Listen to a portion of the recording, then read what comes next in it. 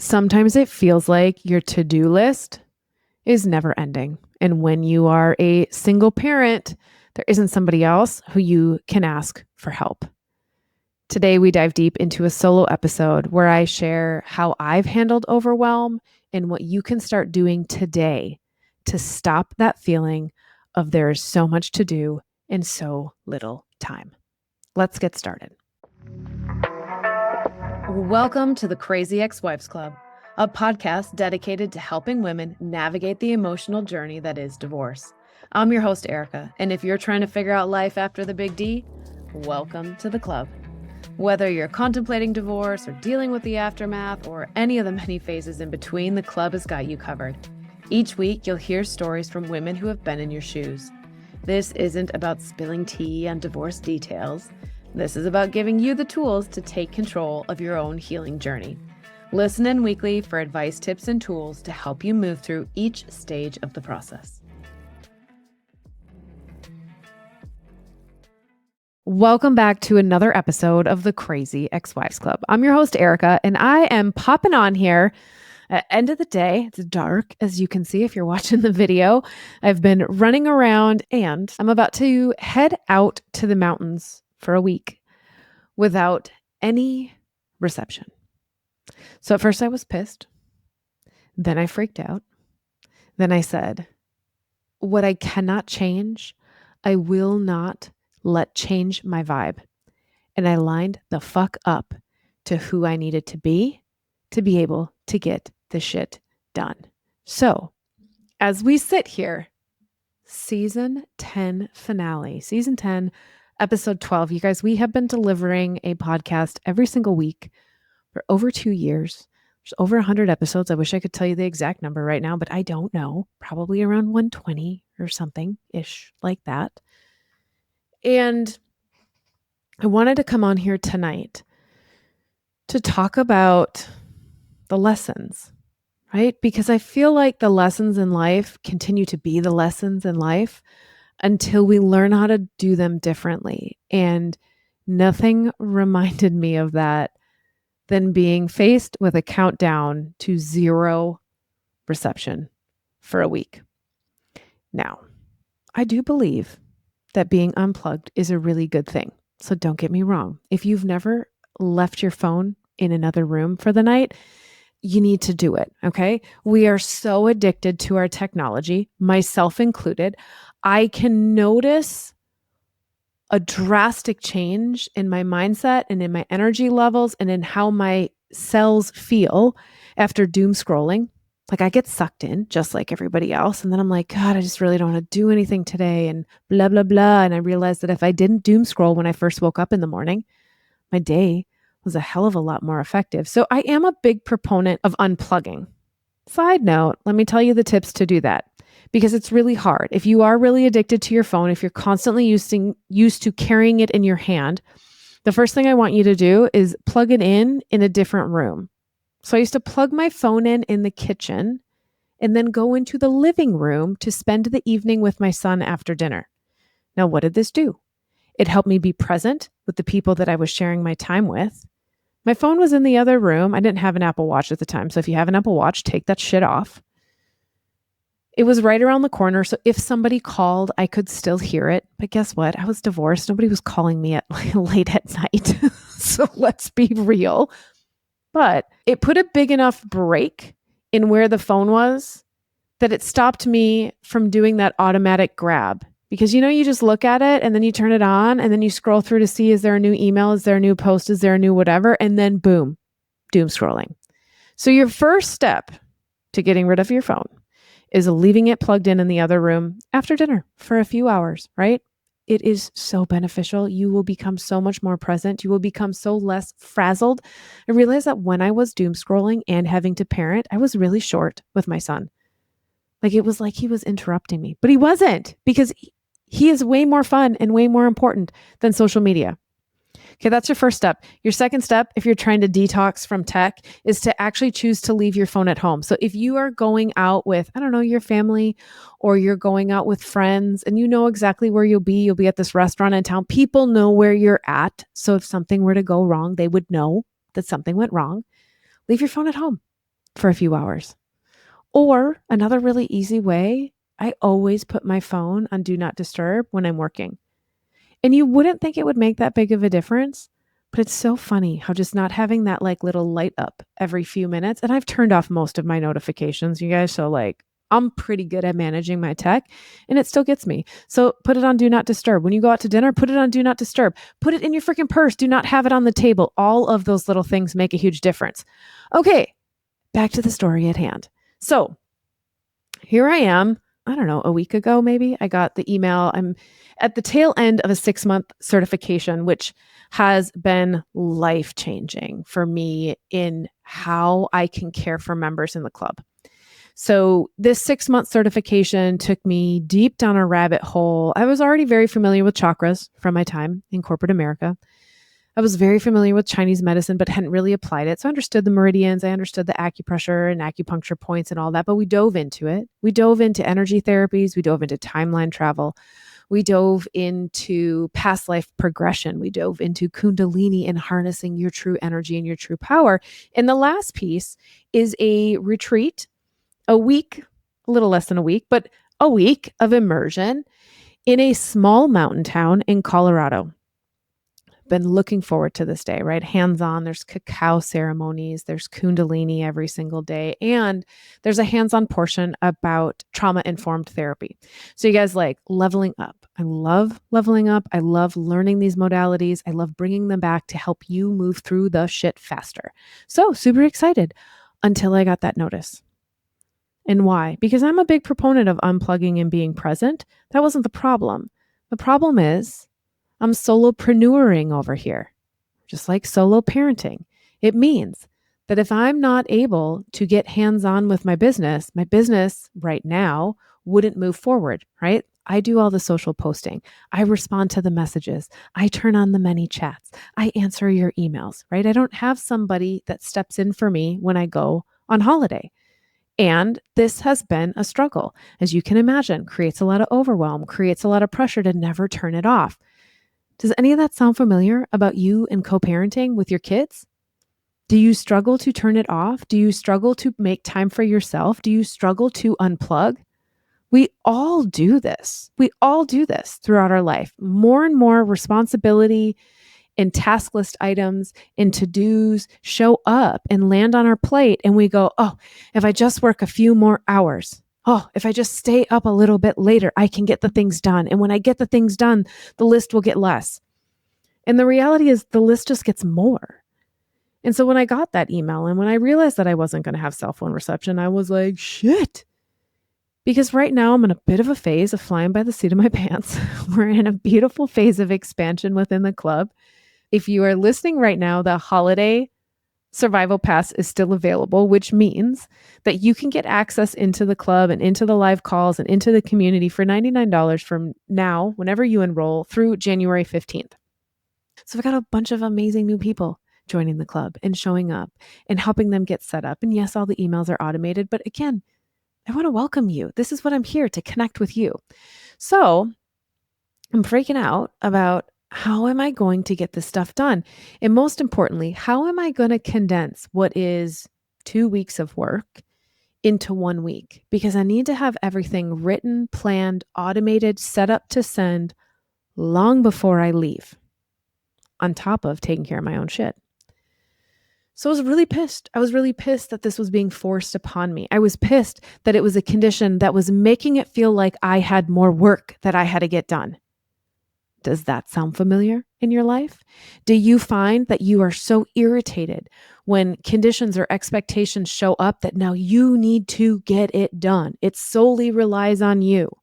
I totally felt like this in my separation and my divorce. I was pissed at him. I was pissed every time my child had a meltdown because I was literally like, how dare you and fuck you for pushing this divorce on me, because now I have to handle this shit alone. And I was livid. And so here I sit, experiencing that same sort of feeling. I'm so pissed at a condition that I can't control. It makes me have to take on all this stuff. And I freaked out a little bit, right? Oh my gosh, what's going to happen? My son's not going to be able to call me. Okay, you guys, he's a 14-year-old teenage boy. Do you think that he calls his mother very often? No. But did I want to know that I was reachable in case of an emergency? Yes. And of course, they have my resort information and they can contact like through that line. Like if there was an emergency, could they find me? Yes. But the lack of control of knowing that I could be in contact with him anytime I wanted was being pressed, and I was freaking out a little bit. And I also was freaking out because my partner and I, we talk a lot. We talk a lot. And so I was like, oh my God, well, I didn't agree to not having my emotional support partner every night to decompress with, even though I know that when that happens, it's going to put me deeper into the healing and the restoration and the reset. But I freaked out. I was worried about it. Now, does that sound familiar? Do you freak out when your child goes to the other parent's house because you can't check in to see how his day went? Or what if he misses his like stuffed animal or his blanket and he doesn't have it? Or what if he can't call you? Or what if he gets a boo-boo and can't let you know? Yeah, totally normal. Totally normal. And I also was like, okay, yep, freaking out, not liking this. Can I change it? No. Okay. So then I said, what I cannot change, I will not let this sink my battleship. I will not let this take me down. I will instead choose to own my frequency, own my vibe, own where I spend my time, and get the shit done. Take care of business. And when you make this shift, and when you say, okay, I can either spend my time spiraling and being pissed about conditions that I cannot change, that officially are probably going to benefit me, much like maybe your divorce is actually going to benefit you when you stop fighting the conditions you cannot change, then magic can show up. Then that's when we talk about quantum leaps, right? You know what happened? I got super clear every single day. First, I was like, oh my God, I'm so overwhelmed. But I was dedicated to being able to unplug and get everything programmed ahead so that I didn't have to worry. So that meant that every single day I showed up, and at first I was freaked out. And oh my gosh, I better stop working out. I better stop taking a walk. I better take all this stuff off my plate because I'm just going to have to work 12 hours a day. And I was so exhausted. And instead I said, pick one thing that has to get done before you leave. And I looked at the laundry list of 20 or 30 things that sit on my to-do list every single week. And I said, what is one thing? One thing that must get done. Okay, one thing. I needed to get the podcast loaded for the next 2 weeks. Okay, got it done. I needed to get it on YouTube. Got it done. I needed to write the blog post. Got it done. Needed to write the email. Got it done. Now, when I looked at that entire list, because you guys, when you look at the podcast, so I have support who edits it. It comes back to me. I do a little reworking on show notes so that they fit the vibe that I'm looking for. I load it to Spotify. I load it to YouTube. I make thumbnails for Spotify, thumbnails for YouTube. I write a blog. I make a thumbnail for the blog. I write an email. I load the email. On top of that, I write 4 social posts. There's a lot of little tiny to-dos. Now, when I look at that whole big list, oh my God, I felt like I was never going to get it done. And what happened then? I couldn't focus. My heart was racing. I was having anxiety around the shit that I had to get done in my life. And so then instead, when I cleared the plate and I said, okay, yes, all those things have to get done, and one at a time. What is the top number one thing that I need to do that if I do just one thing today, I will feel like I moved the marker? And I grabbed the one thing. And when you're sitting in that space of solo parenting and trying to work and trying to parent and trying to make dinner and trying to have groceries and trying to take care of yourself and trying to get enough sleep and maybe trying to get some movement in, and God forbid you actually try and have social time, it feels really overwhelming. It feels like the work never ends, that you take it home with you every single night. It feels like you're never present with your kid or your partner or whoever you're with right now, that your mind is always somewhere else. And so when you hit those feelings, you wake up. Here's another one. I was waking up in the middle of the night with anxiety. Like I would wake up and then it would hit and I couldn't breathe. Do a little breath of fire if that hits anytime. I was like, what the hell? Too much. The system was on overload. My nervous system was in survival. I had to take it back. I had to take control over where I was focused. And when I moved all the shit and wrote it all down, get it all out, my little paper planner is over here. It's the happiest time of my life when there's a new year and I get to go buy a new paper planner. I write that task list every single week. And then I look at it and say, what is the one most important thing I need to accomplish today? Not how do I get it all done? How do I get one thing done? And when that one thing is done, I move on to the next thing. When we multitask, we get absolutely nothing done. We're exhausted. Our mind is frazzled. We can't think straight. We wonder why we can't remember things. Yeah, it's because you're trying to hold too much at one time. And I used to pride myself on how good of a multitasker I was, how much I could take on. And thank God divorce wrecked that ability in me. Is it coming back? Yeah, I'm choosing how I want to bring it back in instead of having to function at that level. And it was a choice to get there. It was a choice by saying, this doesn't feel good in my mind and in my body, and I don't want to live like this anymore. And then small shifts. No, I didn't wipe everything all at once. No, I didn't get done with everything all at once, but I'm like super excited, you guys. I'm recording this and then sending it over to my podcast editor and signing off for 10 days because I fucking did it. And I did it one thing at a time. I did it when it felt like the next step, the next logical solution. And I want to bring this to you so that when you are sitting in that space of it feels like you are never going to get this figured out, there's always going to be more, and it feels overwhelming, and it feels like giving up, right? It feels like, like when you're a rebel, but you're actually a rebel and it hurts you. I'm going to be a rebel and not do my work today, and I'm going to procrastinate, and all it does is make more work the next day. Self-destruction, self-sabotage, it feels like that. Sometimes we get so overwhelmed and overloaded by all the other responsibilities and burdens we put on ourselves that we actually do things that stop us from being able to truly move forward. If you're feeling overwhelmed, exhausted from overthinking, and stuck in uncertainty, this message is for you. You don't have to keep feeling that way. Inside the club, you'll find a safe space to rediscover who you are, clarify what you want, and determine how you want to move forward. Surrounded by women who truly understand and guided by expert support, you are not alone on this journey. Join us at thecrazyexwivesclub.com/the club. It's time to reclaim your life. And I get it, you guys. I get it that you have a lot on your plate. I don't even know how I used to do it all. And I bet you don't know how you're doing it all, but you are. And that's because you are a powerful woman and you are getting shit done.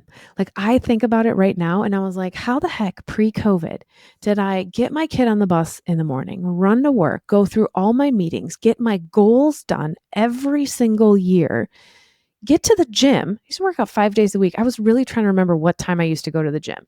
Get to the gym and pick up my child from after school to then run home and make dinner, have a little TV time with him, and do bedtime and go to bed.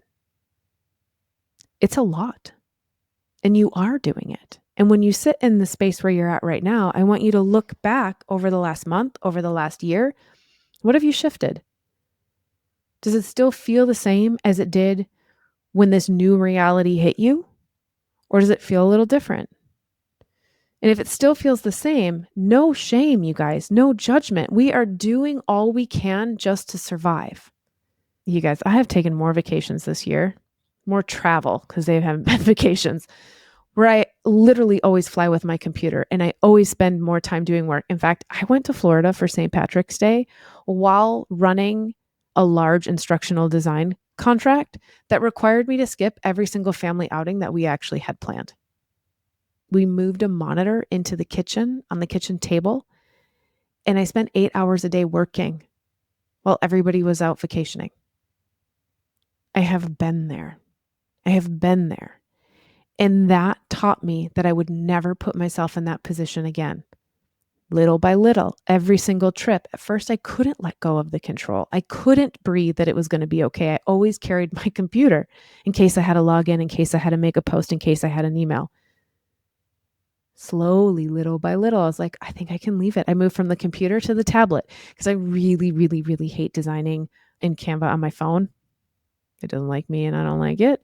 I took steps to change how that felt in my experience because I was done feeling how shitty it felt to not be able to actually unplug or to take time for me.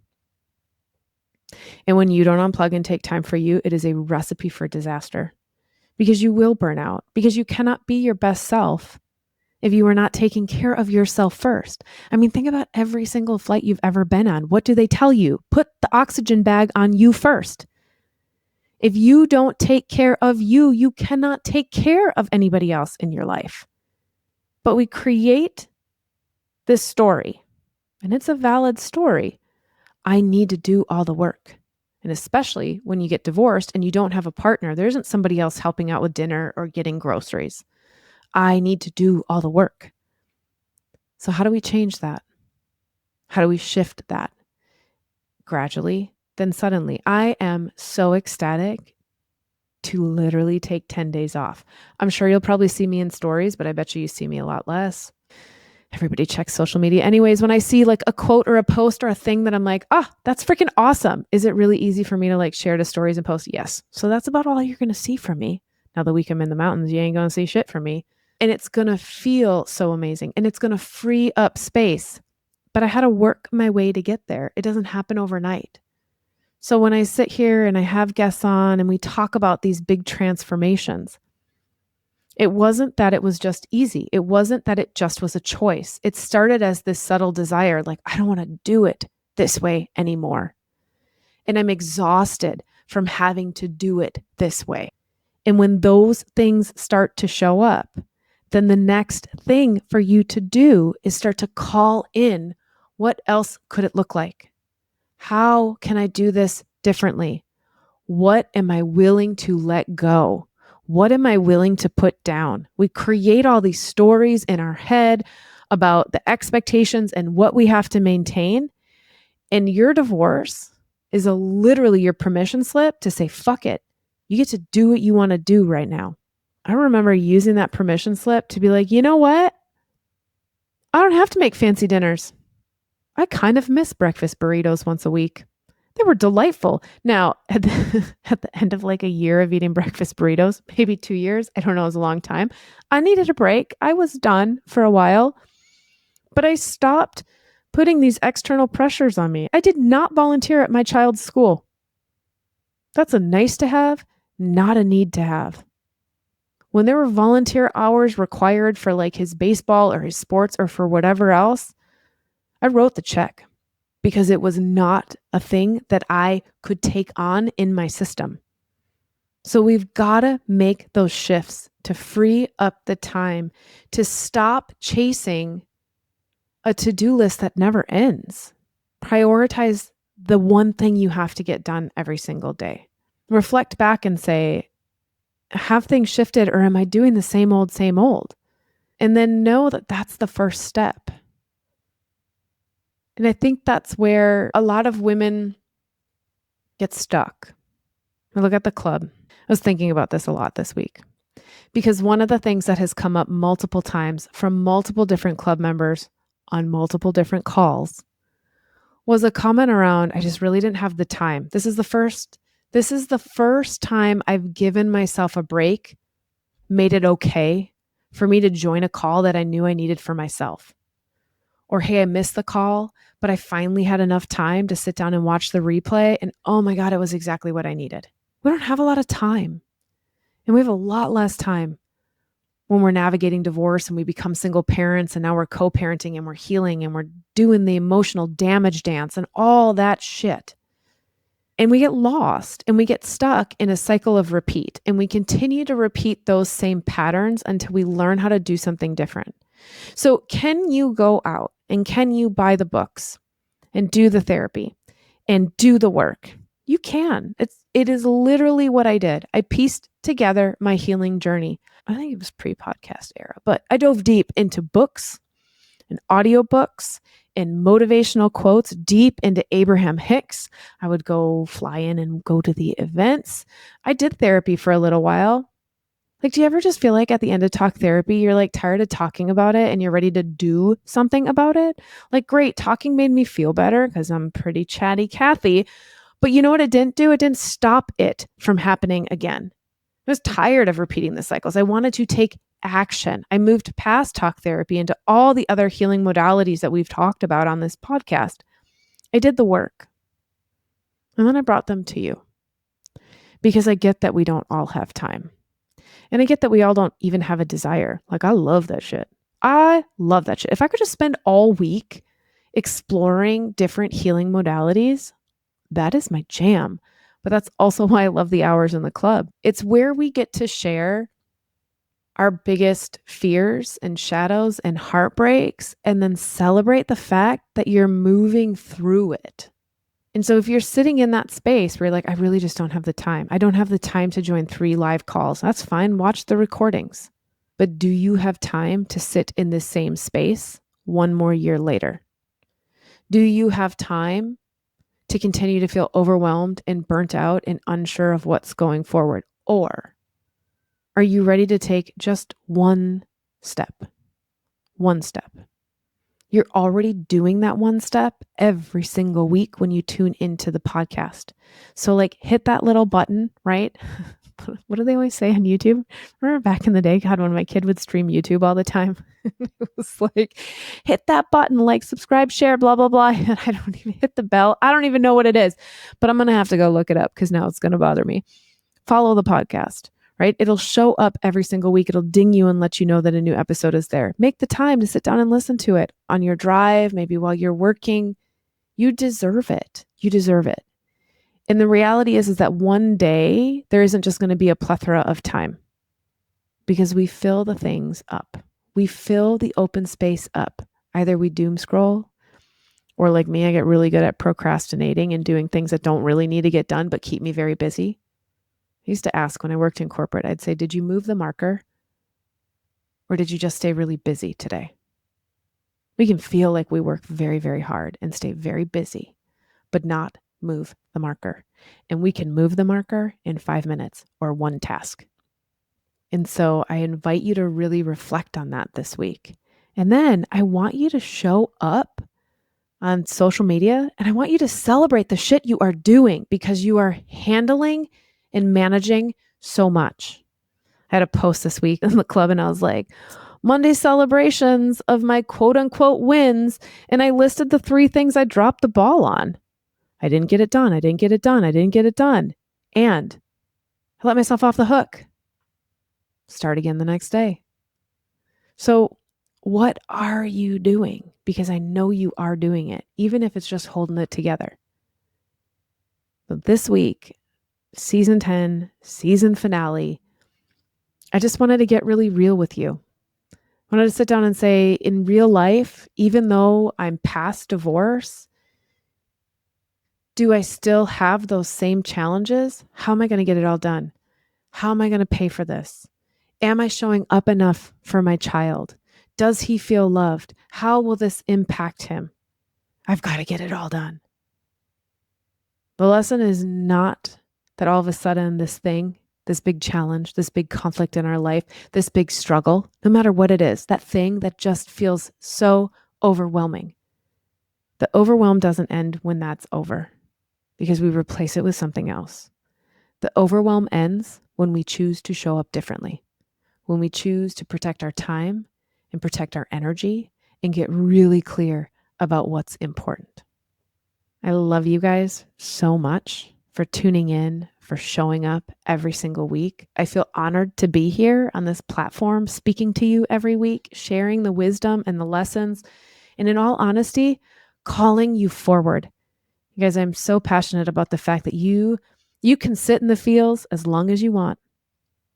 But when you are done feeling the way you are feeling, you are the one that has to make that choice. And you can do it. And you can create a completely different life. And you can find unconditional happiness. And you can fall in love with yourself. And you can build something that is better than you ever thought you imagined. But you do it. It doesn't just happen for you. So thank you guys again for joining me. We'll be back next week with season 11. I will be out of the mountains at that point. So maybe. Ooh, I think this sounds like a great challenge. How about this? Our next episode, I'll wait till I get out of the mountains and we'll record a little aha of what happened while I was unplugged. You guys, until our next episode, give yourself grace. Go review that checklist. I want you to highlight the 1 or 2 things that you need to get done and let some of the other ones fall off your plate. And that's it. Another great episode of the Crazy Ex-Wives Club, a podcast for women learning how to heal from their divorce. Tune in next week for more advice and tips to help you figure out life after divorce. And until then, give yourself grace, do the best you can, and know that this is all part of the process.